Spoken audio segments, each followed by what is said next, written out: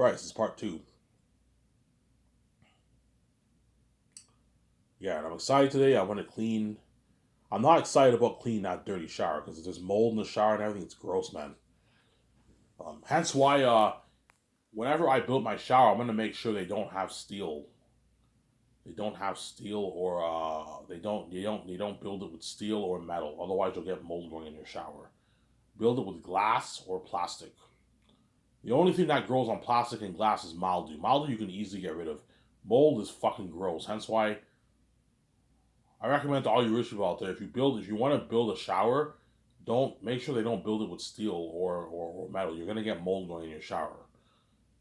Um, Build it with glass or like plastic, obviously.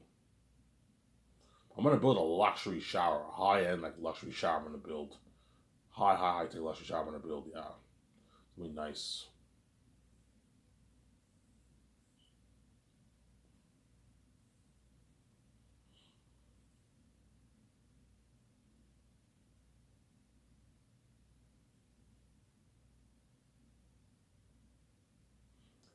High end luxury shower. I'm gonna build.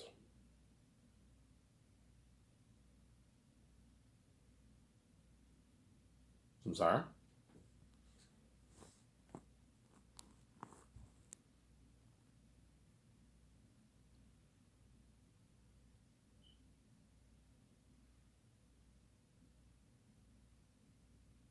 Yeah, but the question is, whose interpretation of Zayn's will be better? Peter Jackson's interpretation or Mel Gibson's? I don't know, man. That's the rule. That's why you got to test their creativity. Who I'm gonna constantly go over I'm gonna constantly go over and rewatch the videos and see who's better for the job. Whose interpretation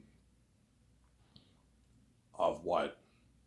Whose interpretation of my Zayn story will be better, Mel's or Peter's? I don't know, man. I think they're both gonna be really, really good.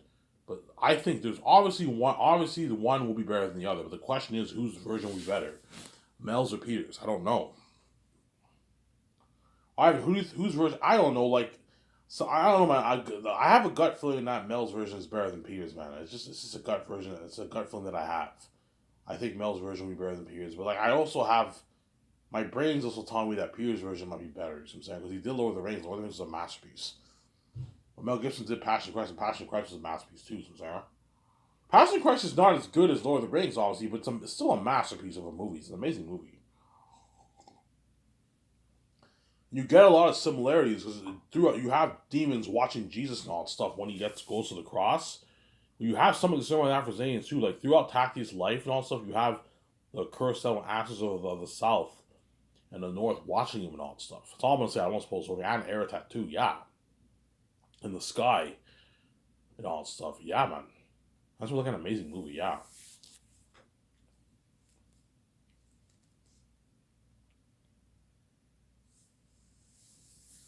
Like an amazing movie, yeah, man.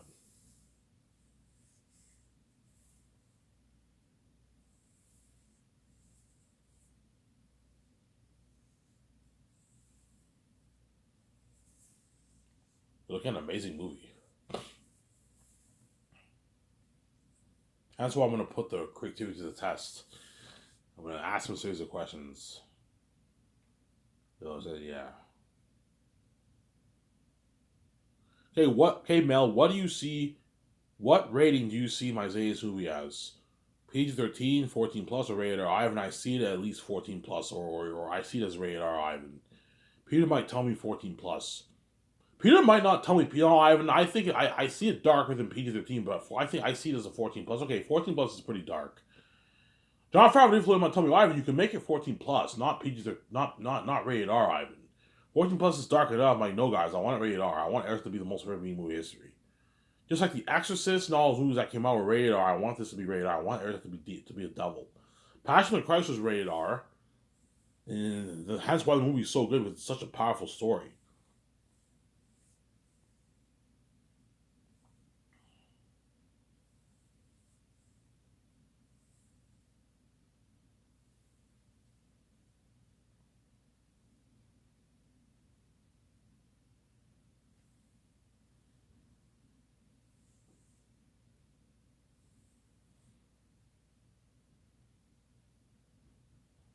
Sincere.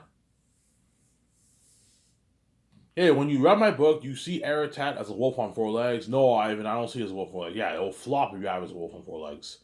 If you did an animated movie, then you can have him as a wolf on four legs if it was an animated movie. But it's not an animated movie. I'm like, guys, stay away from Wolf on Four Legs Eratat. The movie will flop. Oh my god. Werewolf Eratat would be pretty. The movie would be pretty good, but it won't be. I don't want it to be Werewolf Eratat. I want it to be like those pictures I showed, that Pennywise the clown picture. He has like animal features, but he's a demon and he's not human obviously, but he has like human features like the orcs in Lord of the Rings. He stands on 2 feet. He has big clawed feet, big clawed hands, big pointy ears, big sharp teeth. He howls. Oh, oh, oh, oh. You know what I'm saying? That was a bad impression of howling, obviously. And what? Yeah, because I think Peter and Mel might see Eratet as a werewolf looking guy. Peter's like, I see him like a werewolf. I'm like, no, Peter, I don't want to look like a werewolf. Mel might tell me, I see him like a werewolf. I'm like, no, Mel, I don't want to look like a werewolf. He'll still be scary and demonic. Just make him a werewolf. I'm like, no, I don't want him to look like a werewolf. Yeah, he has wolf features, but he also has human features, some human features. Like these pictures I showed you, like Delby. That Delby an animal. He looks like a bat. He looks like a bat, but he has like human features. That Delby an animal, something like that. He looks like the boss of Lord of the Rings has human features, but he looks like an orc, obviously. That's what I want Eric to look like, not like a werewolf. You ask Peter and Mel those questions, we'll see who's better for the job, obviously. I have you to choose, I don't know, man. I don't know. Somebody tells me I might choose Peter, but somebody also tells me I might choose Mel, man. I don't know. They're both really good, man, for the movie, man. You see what I'm saying? They're both really, really good.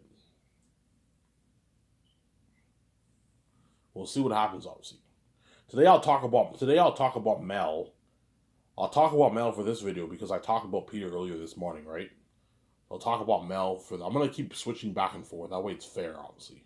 I've been talking about Peter for the past like year. I barely talked about Mel. I'm like, yeah, I'm gonna talk about Mel now. Because I might choose him over Peter, you see what I'm saying?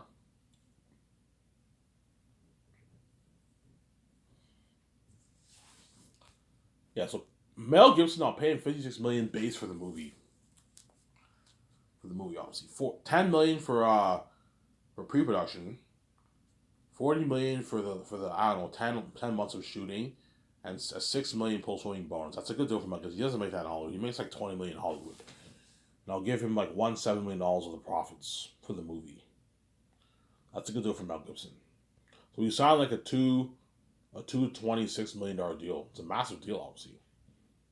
And if he's really, really greedy, I can give him a small piece of the merch money. I can give him $15 million of the merch.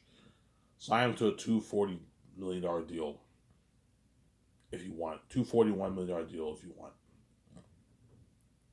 $240 million deal if you want. You can sign him to if you want. Sorry?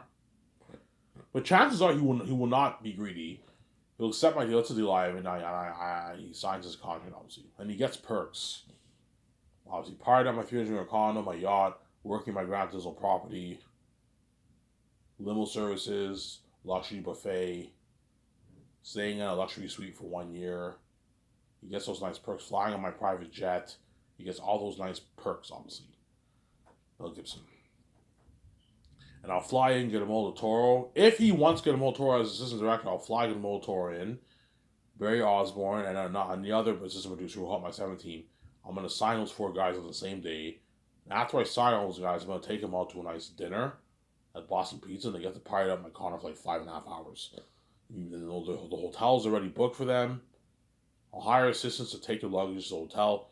Once you're drunk, the limo driver will take you to the hotel. You can sleep off in your hotel. And the next day, we do the board meetings for the movie. So, Sarah, that's how it's going to work.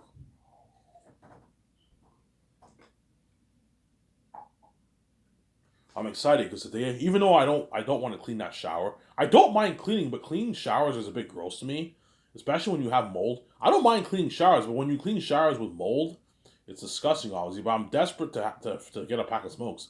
That's why I offered to clean the shower, obviously. And she'll give me like $11. I can go to walk to the store and get my smokes. Have a pack of smokes myself, and I'll watch what? I'll watch my show with you guys. And then I'll watch more of Rad's Resident Evil walkthrough. I love that walkthrough. It's amazing. This is a good year for games. A lot of good games that came out this year, obviously. Yeah, so once you sign Mel to his master contract, he's happy, obviously. You take him out to nice dinner at Boston Pizza. Mel, you hungry? Yeah, Ivan, I'm hungry. You know what I'm saying? Okay, fine. Guillermo del Toro, you're obviously hungry, right? Yeah, Ivan, I'm fucking hungry, man. You know what I'm saying? Okay, Guillermo del Toro, Mel, you know what I'm saying? Barry Osborne, you can pick whatever meal you want, but don't get more than one meal. If you're hungry, get an appetizer, or Guillermo del Toro, if you're really hungry, get a medium pizza for yourself. If you're really hungry, or you can get an extra burger if you want with your fries if you want, or your onion rings. All right, I'll get two burgers. Okay, fine. You can get your two burgers and get your onion rings with that. It'll fill you up. Or eat your appetizers. You can get your small pizza. You can get your burger and your fries, your burger and your onion rings. That way you're filled. You're full. Don't get a large, guys. You're not going to be able to finish large. It's too much food. You can't eat a large. Unless you're like an obese, like super fat person who eats a lot. But even those guys can't finish. Well, those guys can eat a large. But like a large, I eat a lot and I can't eat a large. It's too much. The only way I can eat a large is if I did not eat all day. If I did not eat food all day, I can eat a large. Or if it's thin crust pizza. If it's thin crust pizza, I can eat a large. But like a large is a lot. Like get a medium or a small pizza, guys. Or your burger, your fries, your onion rings, your zucchini sticks, your salad, your steak, your ribs. Get that. And they all have a nice dinner with you and your wife. And you're 17. You're gonna see people taking pictures and videos trending online. I wonder who Ivan chose. You guys will find out anyways. I'm gonna make the announcement on my website. Obviously, Mel Gibson is directing things. I'm saying when you see me trending with Mel alone, if you see Mel Gibson alone trending with me, that means I chose Mel over Peter. If you see me trending with Peter and his wife, Fran, all of them, and all that, it means I chose Peter. You guys will know. You'll see the trend. You'll know from the trends. So before I even make the announcement, you guys already know who I chose. Obviously, if you see me trending with Mel and Peter, that means I flew them in for the interview them, and I took them both out to dinner, and I partied up in my condo with them, obviously. And then once I make the decision who I'm hiring, obviously, I'll fly in that direction, I sign them, and I take them out to dinner. If you see me trending with Mel, that means I chose Mel. If you see me trending with Peter, that means I chose Peter, obviously. Some Sarah.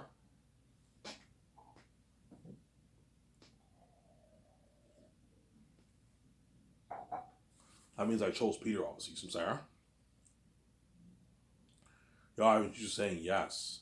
That means I chose Peter. It means I chose Peter, obviously.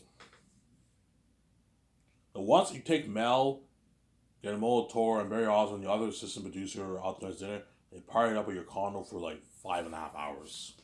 I only want to eat in the restaurant for a good hour and a half, and I want to get out of there. Guys, I want to get out of here. I want to party up my condo. So we eat there for an hour and a half, and we get out of there, and we go to my condo, and we party up for 5.5 hours. How about you make calls? Okay, get a good like 20 bottles of liquor. That's enough for us. Because I only signed 4 people. There's 7. You have your 17. That's 11, and you have me and Vijay. That's 13 people.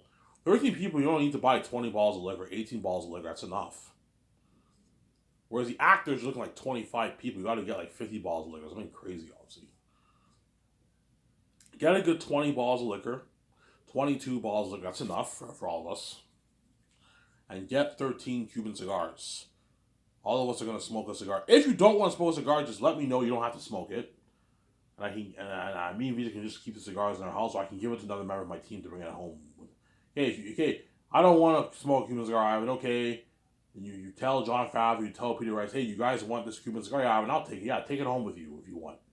Some cigar. If there's leftover drinks, a lot of leftover drinks, I'll just give my 17 the drinks. Hey, bring these drinks. You guys can bring the drinks with you for your collection out in your house if you want. Oh, thank you, Ivan. Yeah, bring it home with you. If there's like 10 drinks left, you guys can bring all the drinks with you. I'll probably keep a few at my place. You guys can bring the rest of the drinks with you, obviously. Sarah? Which they're going to want to take. Yeah, I'll take this drink, Ivan. Yeah.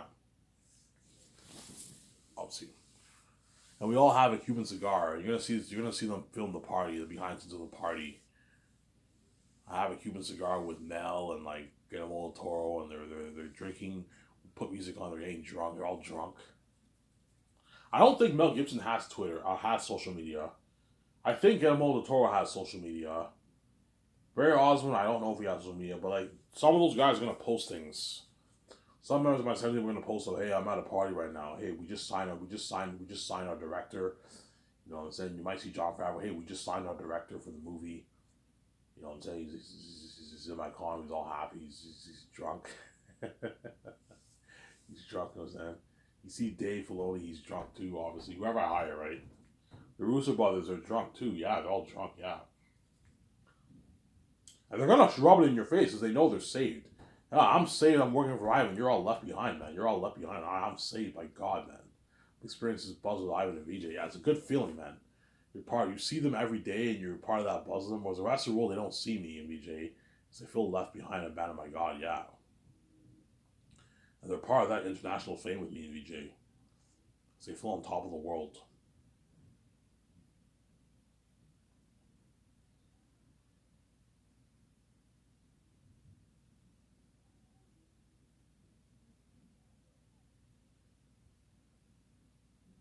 They feel on top of the world, yeah.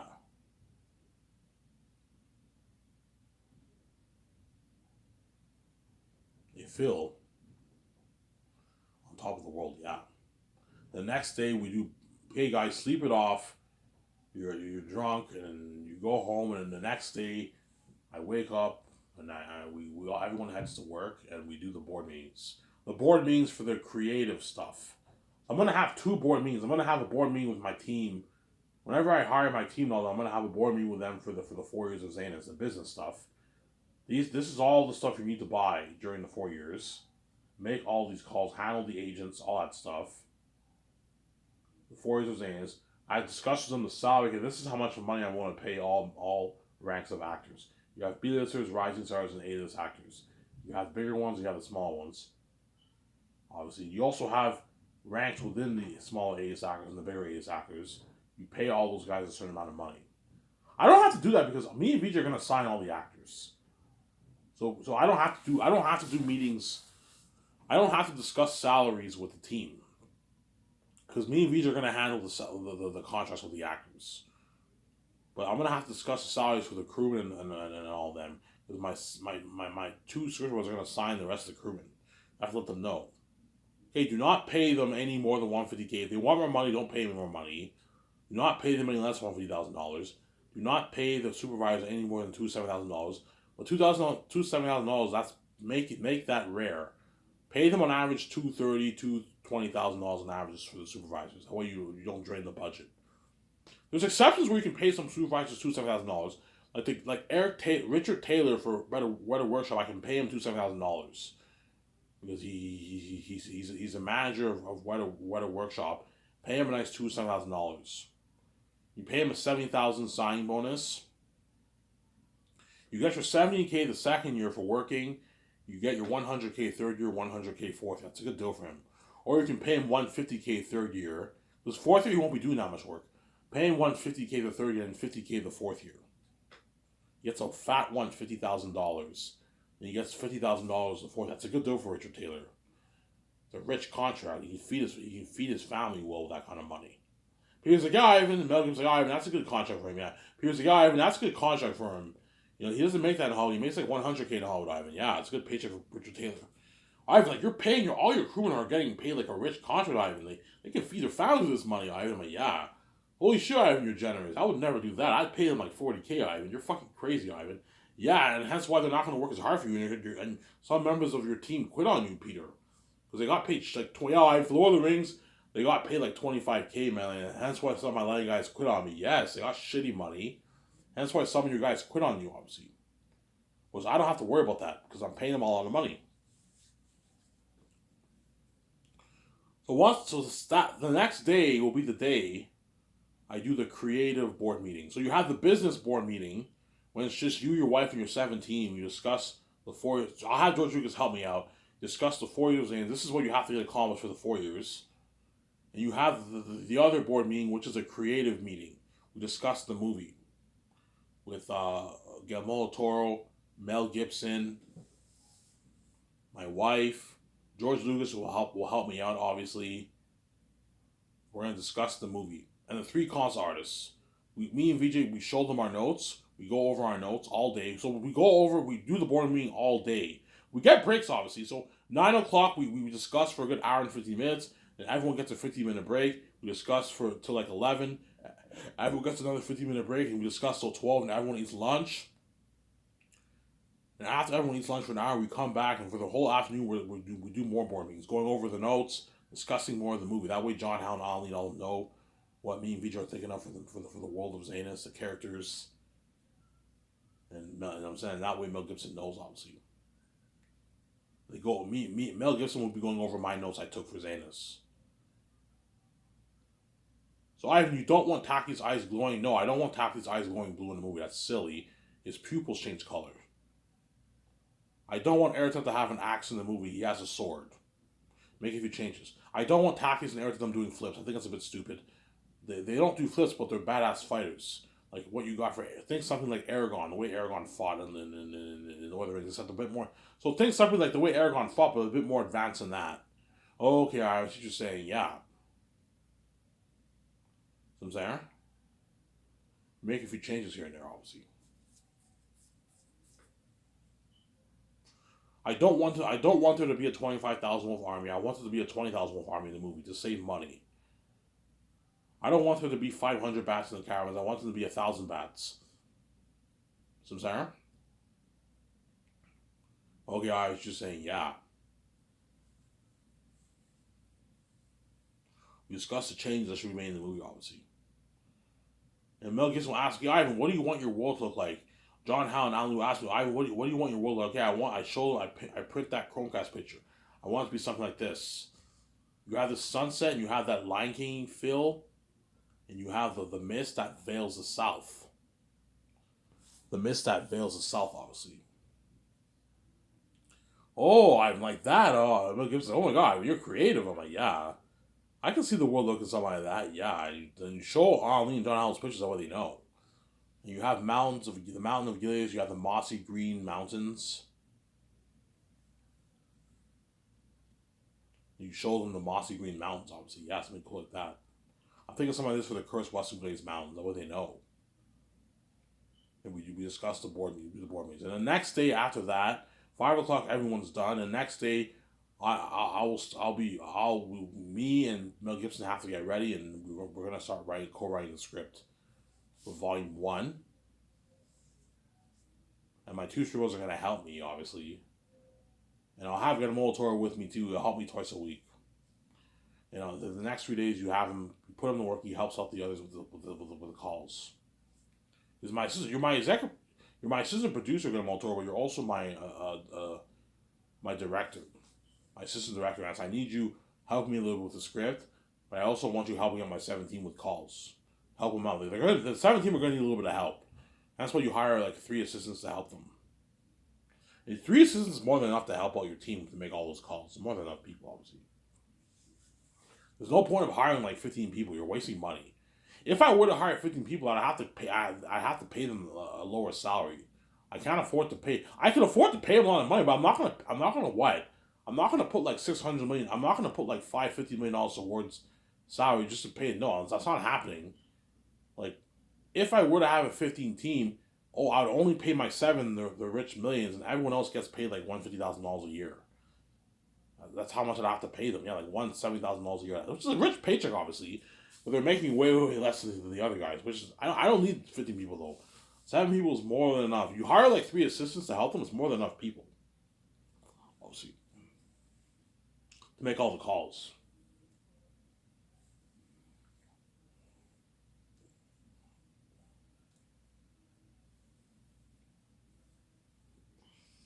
The next day, Mel Gibson will help me co-write that script. Either the next day or like 2 days afterwards. I'm just estimating here. I'm gonna start working on the script with Mel Gibson. We're gonna co-write that amazing script of Zanus, Volume 1. And once we're done Volume 1, I'm gonna do a thing where once we're done each volume, I'll do a party too, obviously. So okay, once we're done Volume 1, I'll do a party with you guys. You know what I'm saying? We finish Volume 1. We write Volume 2. Once we finish Volume 2, I do a party with you guys. Then once we're done Volume 3, I do another party.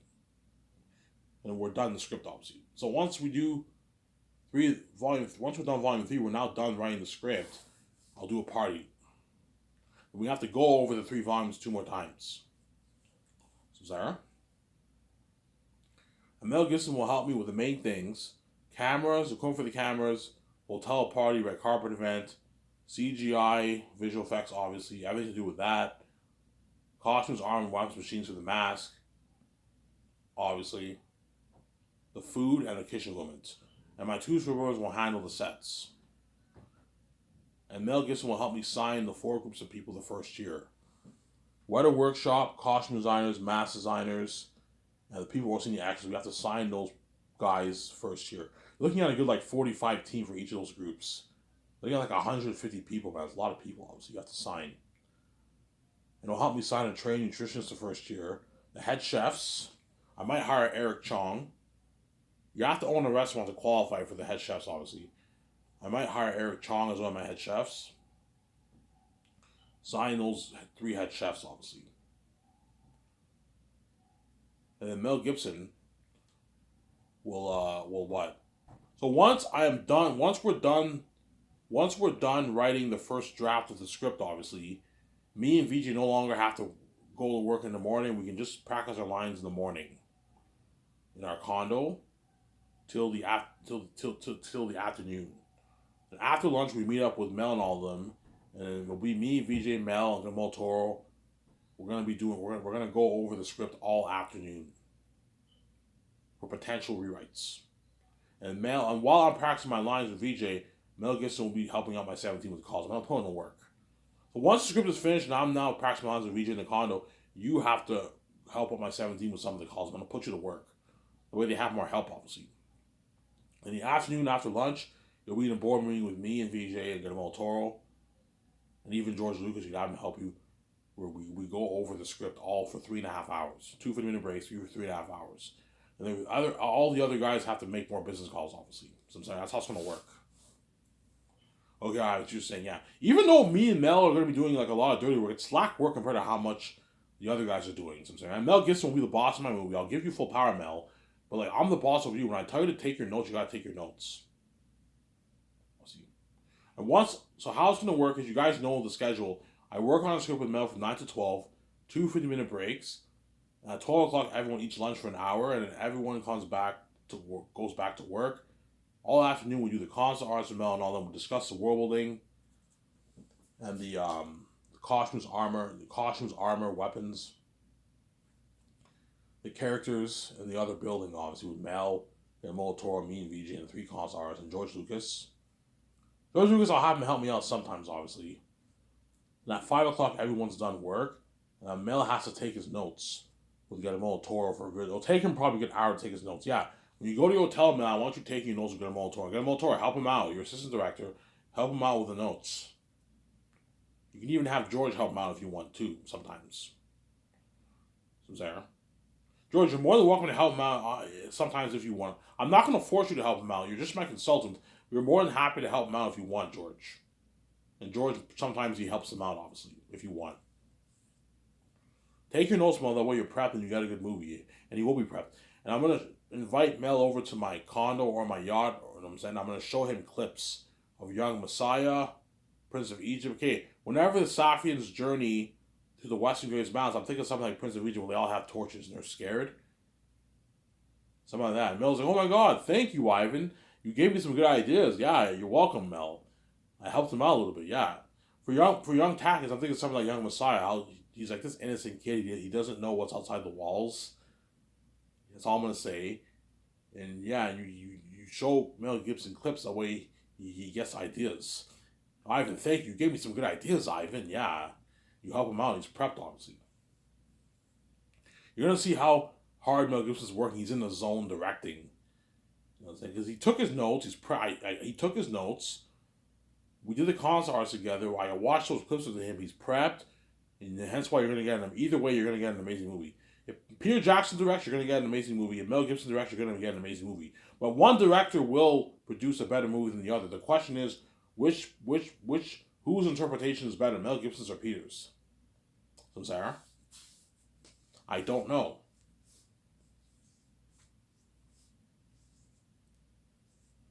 Obviously, Susanna. I don't know.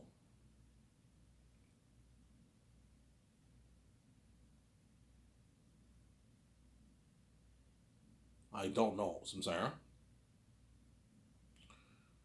After this video, I'm gonna upload it, and I'll watch the video probably like after you. By the time I start watching my video, you guys will be done in this video. Obviously, you guys will be done in this video by the time. Yeah,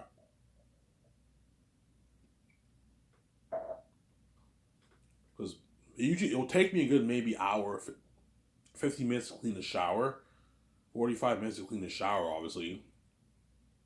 And after that, I take my shower, and after that, I walk to the store. By the time I come back, you guys are like ending part three. Yeah. I'll watch the videos later after you guys, and I'll watch some Rad Resident Evil. And I gotta wait out for like 5 more days, 4 more days, 4.5 days, and I get my check. I'm gonna watch Avatar. I'm excited for that. I'm gonna watch that shit. I'm saying, I get my 6 beers and watch that shit. Like Ron Burnett says, right? Yeah. Obviously. Yeah. Show Mel or yeah. Show Mel those clips that way you give him ideas. Show Guillermo del Toro. So I don't have to watch all of Prince of Egypt. No, you're wasting time. But what I'll do is okay guys, come over to my yacht. We can watch the clips in my yacht if you want. Or come over to my condo. Just have them come to your condo. Come over to my condo. Beers on me. We'll have a beer together. You know what I'm saying? I can buy you guys 6 beers each, and we're gonna be in our living room where I'm gonna play clips from Prince of Egypt, Young Messiah, even your Passion of Christ, Mel. That way he's prepped, obviously. Okay, for the agony, I'm thinking something like your Passion of Christ, Mel Gibson. It's up deeper than that. Yeah, Ivan, I'm thinking something even deeper than Jim Caviezel's agony in my Passion of Christ, Ivan. Heirs of them are real demons and devils, yeah. You know what I'm saying?